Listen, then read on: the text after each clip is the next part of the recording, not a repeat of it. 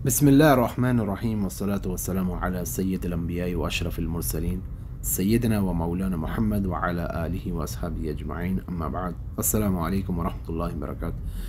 ناظرین و سامعین کرام، آج کا جو ہمارا درس ہے وہ راوی کی جو حافظے اور ضبط پہ مختلف طعن کی اور جرح کی جو شکلیں اور وجوہات ہیں اس کی پانچویں قسم کے متعلق ہے، یعنی وجوہ الطعن المتعلقہ بالضبط، یعنی طعن و جرح کی جو اقسام وجوہات ہیں جس کا تعلق اس کے ضبط کے ساتھ ہے، یہ اس کی بحث ہے۔ اور آج ہم اس جرح کی اور اس طعن کی پانچویں قسم پڑھیں گے جس کو سوء الحفظ، برا حافظہ بولا جاتا ہے۔ تو میرے سامنے ہے مقدمہ علامہ شاہ عبد الحق محدث دہلوی رحمۃ اللہ علیہ کا مقدمہ فی اصول الحدیث بما حواشی سعدی، جو کہ علامہ عمیم الاحسان رحمۃ اللہ علیہ کی حاشیہ ہے اس مقدمے پر۔ تو آئیے پہلے متن کی طرف چلتے ہیں، اور میرے سامنے متن موجود ہے۔ وَأَمَّا سُوءُ الْحِفْظِ فَقَالُوا إِنَّ الْمُرَادَ بِهِ أَنْ لَا يَكُونَ إِصَابَتُهُ أغلب على خطئه وحفظه واتقانه أكثر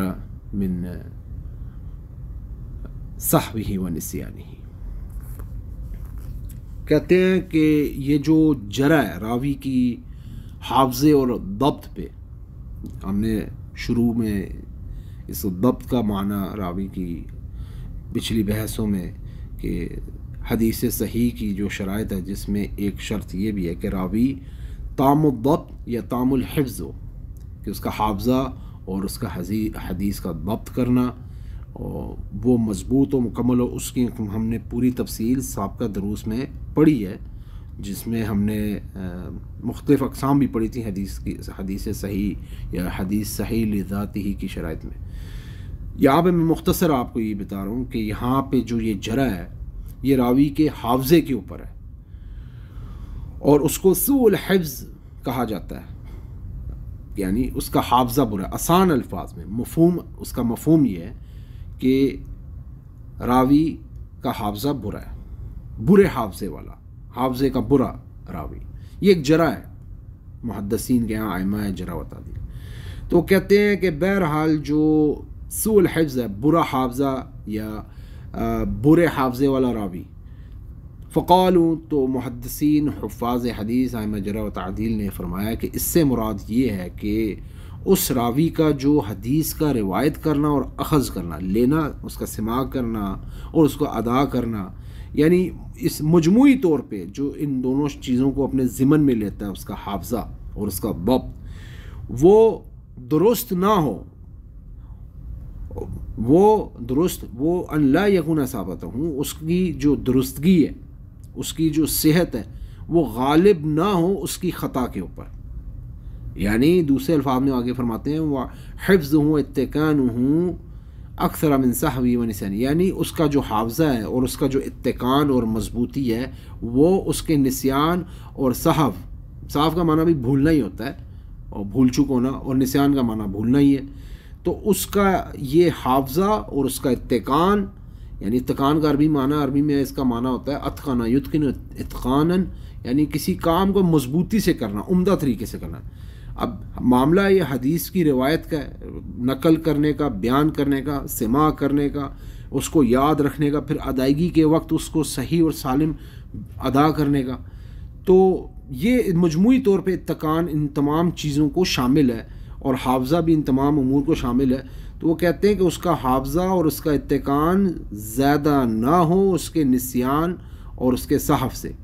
تو اس کو کہا جاتا ہے کہ یہ راوی جو ہے برے حافظے والا ہے۔ آگے وہ فرماتے ہیں یعنی اس کا مطلب یہ بھی ہے ان کا نہ خطأہ و نسیانہ اغلب اور مساویا لثوابہ و اتقانہ۔ اس کو اگر آپ مقلوب کریں، الٹا کر لیں، تو اس کا معنی یہ ہوتا ہے کہ اگر اس راوی کی جو غلطی ہے، وہ غلطی جو کر رہا ہے اور جو اس کو نسیان ہو رہا ہے، وہ بھول رہا ہے، وہ غالب ہو اس کے حافظے پر اور اس کی صحیح اور صحت اور درستگی پر،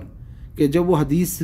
کا سماع کرتا ہے اور جب وہ حدیث کی ادائیگی کرتا ہے تو اس میں جو وہ صحیح طور پہ سماع کر رہا ہے اور وہ حفظ کر رہا ہے اور پھر اس کو صحیح طریقے سے، صحیح سالم طریقے سے ادائیگی کر رہا ہے، روایت اور نقل کر رہا ہے، تو وہ اس کے اوپر اس کی غلطی غالب آ رہی ہے، نسیان غالب آ رہا ہے. اگر یہ صورتحال ہو یا یہ اس کی خطا، اس کا بھول جانا، اس کے ثواب او مساوی لثوابی و اتقانی، یعنی وہ درمیانہ ہو جائے، یا تو اس کی غلطی اور نسیان غالب آ جائے اس کے صحیح اور درست طریقے پر، جس میں وہ حدیث کو صحیح بیان کرتا ہے اور صحیح سماع کرتا ہے، اس میں وہ خطا نہیں کرتا، وہ درستی سے روایت اور نقل کرتا ہے، حفظ کرتا ہے، ضبط کرتا ہے، یعنی یہ تمام امور اس پہ اگر غالب آ جائے اس کی غلطی اور نسیان، یعنی خطا کرنا اور بھولنا، یا خطا اور نسیان اور ثواب اور اتقان دونوں برابر ہو جائیں، ٹھیک ہے، کہ غلطی کرنا اس کا روایت اور سماع کے وقت اور حدیث کی حفظ کرتے وقت غلطی کرنا اور بھولنا، اور اس کا صحیح اور سالم ثواب اور درست طریقے سے حدیث کا سماع کرنا اور ادا کرنا اور مضبوطی کے ساتھ اس حدیث کو ضبط کرنا اور بیان کرنا اور اس کی روایت نقل کرنا، یہ دونوں صفات اگر برابر ہو جائیں تو اس صورت میں بھی اس راوی کو کہا جاتا ہے کان داخلا فی سوء الحفظ. تو اس دونوں صورتوں میں وہ راوی جون سا ہے اس پہ تان جو کی جاتی ہے، جرح کی جاتی ہے، وہ یہ کی جاتی ہے کہ راوی جو ہے برے حافظے والا ہے، سوء الحفظ والا ہے، برے حافظے والا ہے. آگے وہ فرماتے فالمعتمد علیہ ثواب و اتقانہ و کثرتہ، پس اعتماد اس راوی پر اس چیز میں ہے جس میں اس کی روایت رد نہیں کی جائے گی، جس میں اس کا حافظہ اور اتقان اس حدیث کے اندر مضبوط ہے، اور اس میں اس کا ثواب اور درست کی حدیث میں اخذ سماع روایت حدیث دونوں میں، اور حافظے میں جو حدیث اس کی مضبوط ہے، جس میں اس کا اتقان ہے، جس روایت میں اس کا اتقان ہے اور درستگی ہے، اور جن میں ان دونوں کی کثرت ہے، اس حدیث پہ اعتماد کیا جائے گا. ہم شرح کی طرف آگے آتے ہیں، اس کو میں شرح کے ساتھ بھی آپ کو بیان کروں گا. میں نے کوشش کی ہے کہ آپ کو اس کی شرح کر تو اسی میں، لیکن تھوڑا ہم شرح بھی دیکھ لیتے ہیں اس فقرے کی. کہ پہلی جو جملے کی شرح میں وہ اما سوء الحفظ کی بات کرتے ہیں علامہ امیم الاحسان، وہ کہتے ہیں یہ پانچویں قسم، الوجہ الخامس من وجوہ طعن فی الضبط، پانچویں قسم طعن کی وجوہات میں سے، کس میں؟ حافظے اور ضبط میں، حدیث کے ضبط کرنے میں، حفظ کرنے میں، اس کو خطا سے بچانے میں، اس کو محفوظ رکھنے میں. ضبط کے جو یہ معنی ہوتے ہیں، اس کو یاد کرنے میں، اس کی حفاظت کرنے میں. اگلا جو حاشیہ وہ فرماتے ہیں کہ یہ جو جملہ ہے فقالوا ان المراد به ان لا يكون اصابته اغلب على خطئه وحفظه واتقانه اكثر من صحوه ونسيانه، یعنی اس کی شرح میں وہ فرماتے ہیں ای معنی قوله ان لا يكون اصابته الى اخر ان سيء الحفظ ان كان خطأه ونسيانه ازيد او مساو للثواب كان حديث داخلا في حكم حديث سيء الحفظ. وہ کہتے ہیں یہ جو علامہ شاہ عبد الحق محدث دہلوی رحمۃ اللہ علیہ نے اوپر یہ جو پوری بات کی ہے، اس جملے کا، اس فقرے کا معنی یہ ہے کہ جو برے حافظے والا جو راوی ہے، اگر اس کی غلطی اور اس کا نسیان، خطا اور نسیان یعنی بھول جانا زیادہ ہو یا برابر ہو اس کے ثواب کے، جس میں اس کا ثواب کا معنی یہ صاد سے معنی ہوتا ہے صحیح اور درست، یعنی جو حدیث اس کی صحیح ہے اور درست ہے، جس میں اس کا حافظہ اور اس کا ضبط صحیح ہے اور درست ہے، اور جس میں وہ روایت کرنے میں اور سماع کرنے میں، سننے میں اور حفظ کر کے اور ضبط کرنے میں، پھر اس کو ادا کرنے میں، ان تمام امور میں جہاں اس راوی کا یہ معاملہ درست ہے اور جو یعنی اس کا یہ ثواب جو ہے اس حدیث کے معاملے میں، اور اس کا جو حفظ ہے اور ضبط ہے وہ اس معاملے میں، یعنی اس کی خطا اور نسیان جو سی ہے برے حافظے والے راوی کی، اگر خطا اور نسیان جو ہے خطا کرنا اور بھول جانا اگر زیادہ ہو یا مساوین برابر ہو اس کے صحیح حدیث بیان کرنے میں اور صحیح حدیث کا سماع کرنے میں اور درستگی اور ثواب میں برابر ہو، تب اس کی حدیث اس حکم میں داخل ہوتی ہے جس کو کہا جاتا ہے سیء الحفظ، حدیث سیء، یعنی حافظے کے برے راوی کی حدیث، یعنی کہنا حدیث داخل فی حکم حدیث سیء الحفظ، یعنی اس راوی کی جو حدیث ہوتی ہے وہ اس حکم میں داخل ہوتی ہے جسے کہا جاتا ہے کہ یہ برے حافظے والا راوی ہے، اس کی حدیث ہے،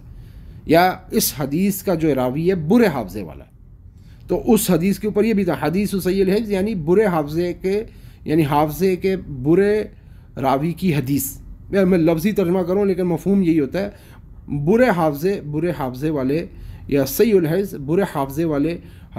راوی کی حدیث، ایسے راوی کی حدیث جس کا حافظہ برا ہے، اس پہ یہ حکم لگایا جاتا ہے. اور اگر یہ نہ ہو وَإِن لَمْ يَكُنْ كَذَلِكَ بَلْ كَانَ خَطَأُهُ أَقَلُّ مِنْ ثَوَابِهِ لَا يُعْتَبَرُ. اگر ایسا معاملہ نہ ہو کہ اس کی خطا جو سی ہے اس کی صحیح اور ثواب سے درستگی سے کم ہو تو پھر اس کا اعتبار نہیں کیا جاتا, اس کو شمار نہیں کیا جاتا. کیوں؟ ولا یکون حدیث داخلا فی حکم صحیح الحفظ, پھر اس راوی کی حدیث جو سی ہے وہ صحیح الحفظ برے حافظے والے راوی کے حکم میں اس کی حدیث شامل نہیں ہوتی, کیونکہ انسان سے بعض اوقات کسی بھی انسان سے خطا ہو جاتی ہے. انظر شرح النزہہ للقاری مجدد مولا علی قاری رحمۃ اللہ علیہ کی آپ شرح دیکھیں, جو کہ نزہۃ النظر جو کہ امام ابن حجر عسقلانی رحمۃ اللہ علیہ کی حدیث کی اصول حدیث کی معروف کتاب ہے, اس کے اوپر انہوں نے شرح لکھی ہے صفحہ نمبر